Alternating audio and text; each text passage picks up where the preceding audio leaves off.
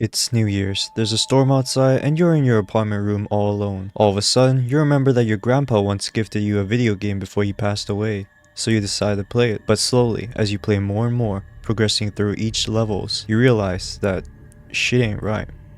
Shit ain't right, bro. Shit ain't right. Welcome to Row Your Boat, a Roblox VHS thriller horror game developed by a group named Tenuous Flea Universe. Row Your Boat starts off with your character getting out of bed with their vision absolutely blurred.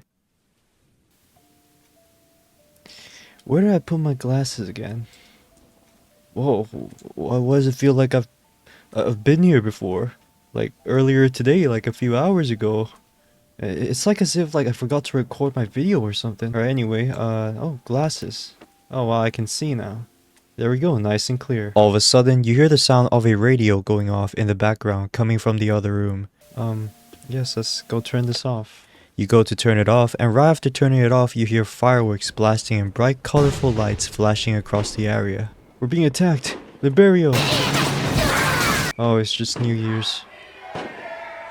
It's already 2011? Shut the fuck up! While watching the fireworks, your character remembers his grandpa, missing him dearly. While remembering his grandpa, the protagonist realizes that his grandpa once gifted him something before he passed. This sends you- I saw you move- yeah, you see? I'm not tweaking. I know that. This sends you into the objective of finding the gift chest, which is located at the very bottom of the shelf, blocked by two boxes which can be lifted up by holding E and placing them down somewhere else by pressing Q. The gift chest appears to be grey in color, and upon opening it, the protagonist looks through old pictures of him and his grandpa. Grandpa? That's the grandpa? That's us? I think. Brings back to memories. Hidden inside was a knitted plushie as well. I remember him crafting this for me. I love this. Last but not least, a VHS tape. There we go.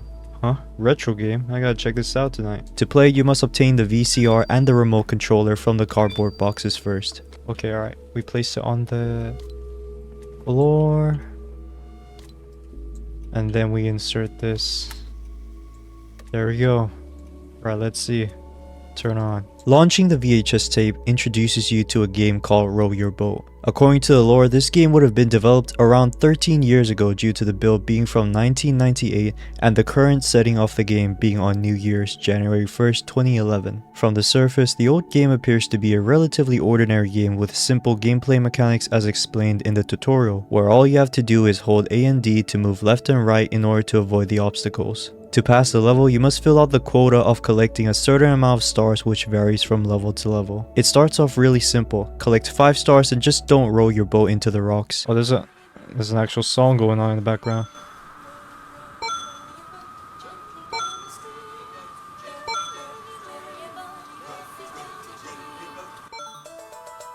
Upon collecting all 5 stars, you complete the level and immediately get transported to level 2.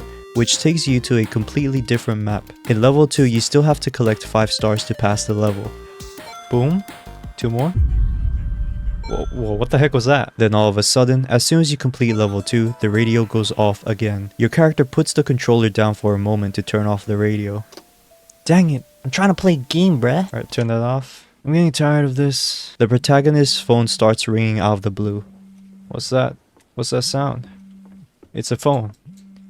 If you don't know what a phone, you can find it in the bedroom. It's really hard to miss. It is very big. I mean, like, look at the size of that thing. Damn! God dang! Alright, pick that up. That's a big ass phone, by the way. That was like half the chair. Almost. After picking up the phone, you start receiving texts from an anonymous user. Happy New Year's. Who are you? Doesn't matter. How's the game? Who is this freak? How do you know I'm playing a game? I could be cooking right now. My grandson, it's me. Uncle Ben? You're watching from the heavens? Jonah, is this you? You're fooling nobody.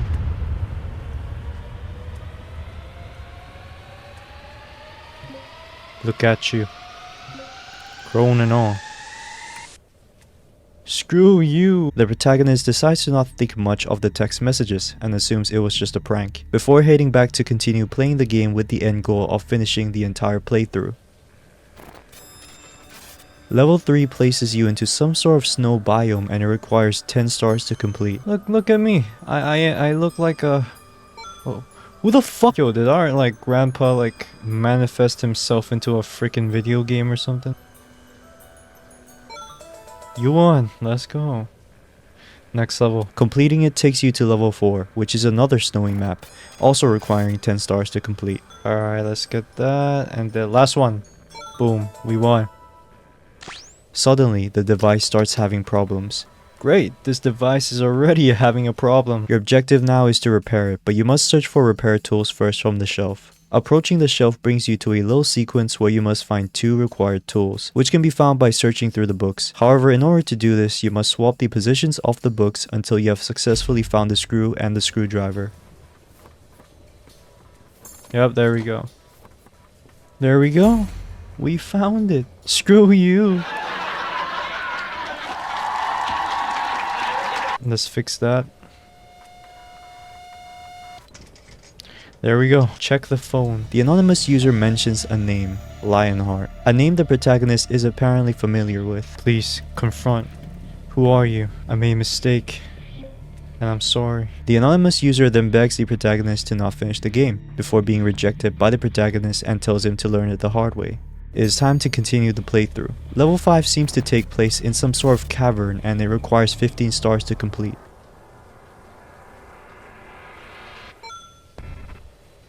Before you know it, the game runs into a problem again. While the game fixes itself, you must play a memory minigame. What you have to do is remember the buttons that turn blue and click on them in a particular order. This is to be done a few times. Okay, one more. Alright. There we go. We got it.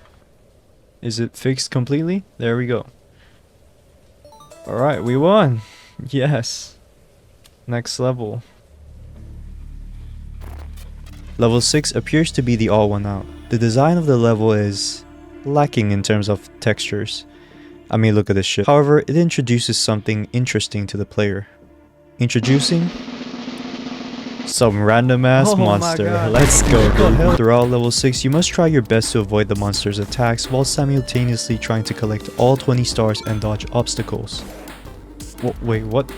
Wait, it attacks you. Wait. It is pretty simple though. Every time before the monster attacks you, it will stop following you for a second before making its move. If you can time it right and lure it into a path where it will collide with an obstacle during its attack, you will be able to stun it and buy yourself some time. Oh! Yeah, that's right. I'm a professional. A master at work. I am dead. I fucked up. Oh! Alright, two more. Nah, we got this. Easy. Yes. Now, once you're done breaking the monster's ankles, something weird happens. As I am writing the script, I am doing something absolutely groundbreaking. It is called drinking water. If you don't know what water is, yo, hold up. Hello, Ming. That's my name? What the fuck? That was quite a show, wasn't it? You love your grandpa so much you just had to win this game. This younger generation sounds so caring. Mind me recalling your memory?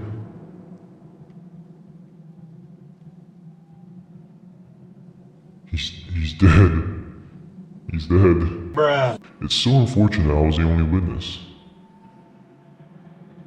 Hearing all those blood-boiling scream in agony. Even in his death, he said something heartwarming about you. The last wish from him was him wanting to see you. Or for you to see him. They're the same, right? My boy's head is glowing though. What, is that like a murderer or something? Like, did you kill the guy's grandpa? That's kind of fucked up, dude. You shouldn't do that.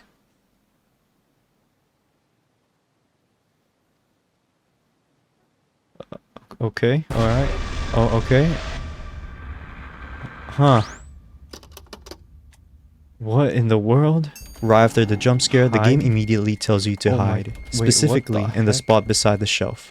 Oh, nah, you telling me to hide on the balcony? Dude, it's over. Oh my... I just got stabbed. Here? While hiding, a prompt labeled E appears. Streaks of lines will approach the prompt, and you must hold E as long as the line makes contact with the prompt in order to regulate your character's breathing.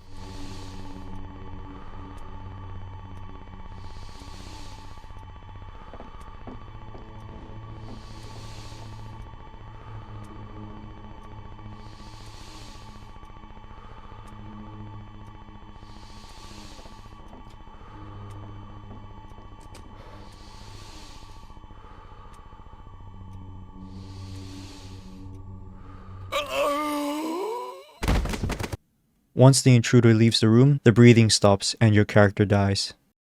I'm just kidding. Ming, which was revealed to be the protagonist's name from the previous cutscene, hurries to lock the doors using the keys which are randomly located around the room, before heading back into the bedroom and making a decision on whether to conduct research about the game or simply go to bed. Now this means that there is more than one ending to the game. We are going to start off with going to sleep.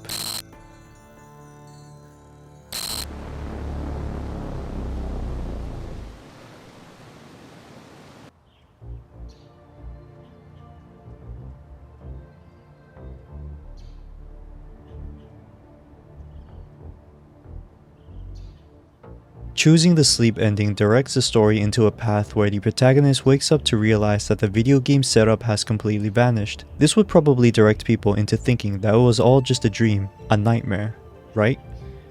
Well, Ming thought so too. However, the front door has been left slightly open this entire time. And what could have caused that?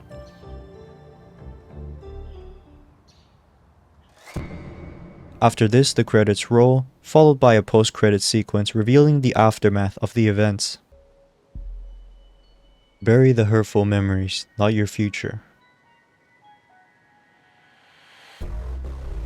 Ming Lee moved on with his life after the New Year's night. Ming believed that it was a matter of his college stress and that none of it was real. Fihan Lee finally could live a day of not a worry about the murder evidences being found. However, Fihan now lives his life consumed by the extreme guilt.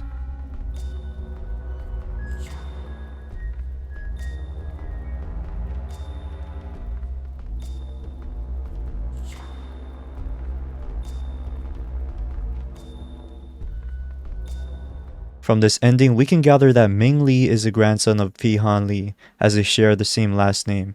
I know, right guys? I'm a genius, Detective Simri at your service. Choosing to conduct research on the game leads your character into accessing the computer and searching up the name Risky Varda on the World Wide Web. Welcome. Thank you. It's all that shit. Alright, World Wide Web. Bro, this is pretty cool. Now, if you don't know, Risky Varda is the name of the game company that, according to the lore, developed Row Your Boat. Their name can be seen planted on the top right hand corner of the game screen at all times as a watermark. Ming clicks on a news article which explains the death of his grandpa.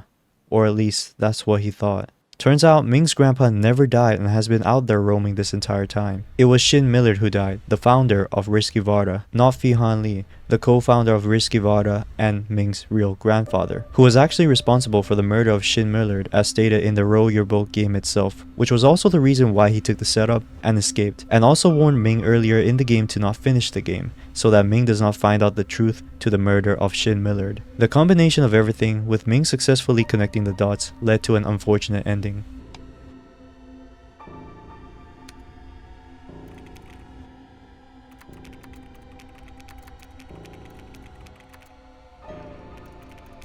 You're joking. There's no way this is true. You're telling me my biological grandpa is still out there roaming?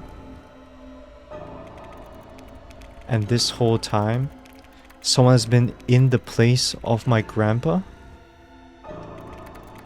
No, this must be some twisted joke. Who's he typing to, by the way? It's literally a notepad. I'm calling the police now. Oh, hell no. Oh my god.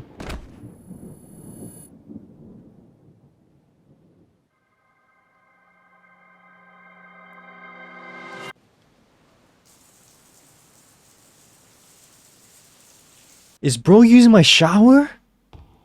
Son of a bitch. I'm sorry. I believe a demon is controlling me. For a moment I felt peace, with no more burden to carry. But has the future been buried? Nonetheless, my work is done. And so am I. Alright, so for the other ending, you have to use this, like, these sets of keys to, like, unlock the drawer and then take the knife. And then what? Wait. Oh, right, secure the window. Alright, do research about the game. Instead of getting shanked to death by Fihan Lee, as if he was a fresh victim of the streets of London, Ming counters the attack and shanks his own grandpa instead.